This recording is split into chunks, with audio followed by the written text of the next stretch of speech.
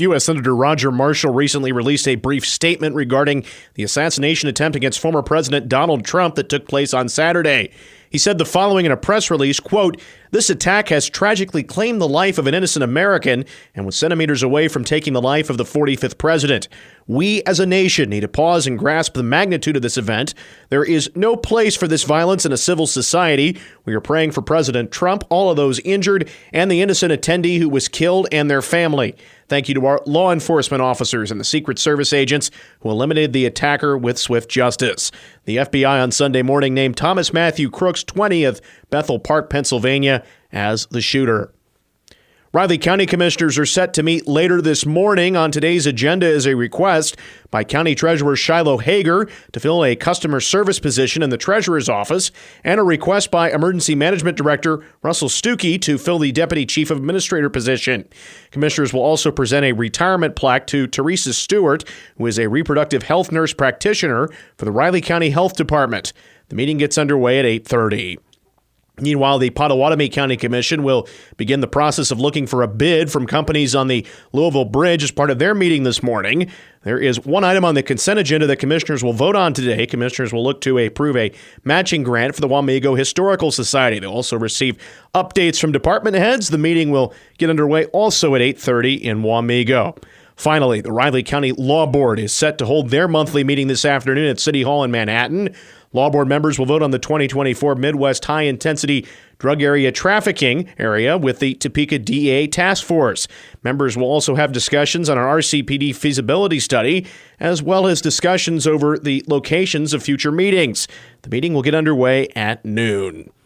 The 17th annual Stuff the Bus fundraising event took place this Saturday in front of Walmart, which saw K-State football and soccer athletes come out to assist in the collection of school supplies on behalf of Wildcat NIL. Soccer player Andra Moeller explained that student athletes at K-State are very active in the community. We do a ton.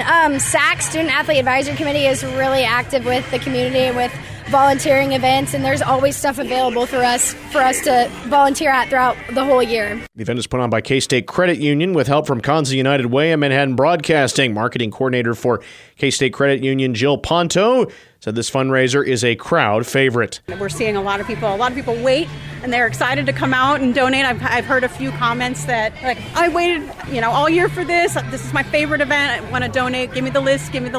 So it's exciting to see that. Love the community participation.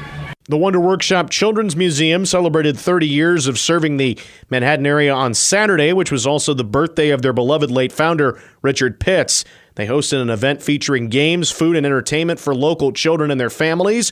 Board of Directors President Laura Farwell spoke on the impact the Pitts and Wonder Workshop have had on local children. Richard and Cindy, they had so much love for children and creativity, and it's all about the children guiding their way and experimenting, and they do all sorts of awesome activities. And when kids leave Wonder Workshop, they're usually not clean, but they are having the best time because they are just doing all sorts of projects and experiments and art and science and everything. Farwell also said the nonprofit is looking to expand and improve their facilities because of growing participation.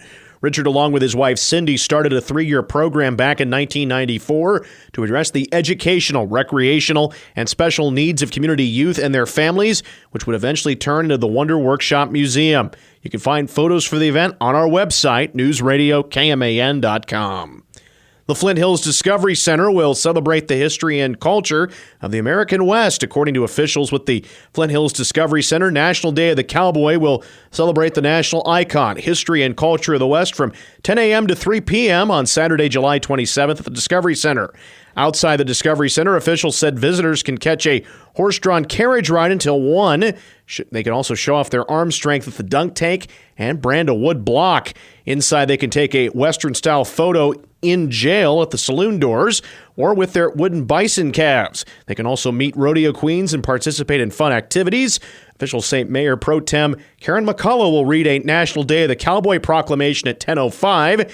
They can also enjoy American folk music from Fiddler's Dream from 10:15 to 11:15 and again from 11:45 to 12:45. There will also be food vendors out there, including cuisine from Taco's Food Truck and Rainbow Ice. They can purchase root beer and sarsaparilla and Wild Bill's vanilla and orange soda in the gift store. More on the day's headlines can be found at our website, newsradiokman.com and themercury.com. Good morning, I'm Troy Coverdale with your sports headlines. The opening round of the Major League Baseball draft last night included a K-State position player for the first time.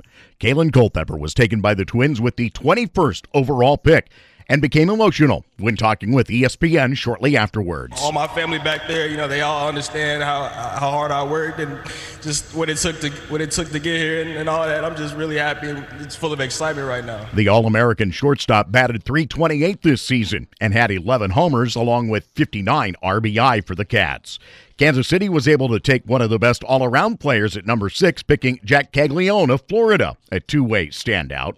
Rafael Devers hit a 2-run homer that broke a seat deep in right field at Fenway to cap off the pre-All-Star break run for the Royals as they fell to the Red Sox 5-4. Kansas City goes into the break with 52 victories, currently sitting in third place in the AL Central. Spain, the king of European soccer for a record fourth time, they bested England at the Euro Cup. Argentina won its second straight Copa Championship, besting Colombia 1-0, and Carlos Alcaraz dominated Novak Djokovic at Wimbledon to win his second straight men's championship at the All England Club. Have a great day. I'm Troy Coverdale.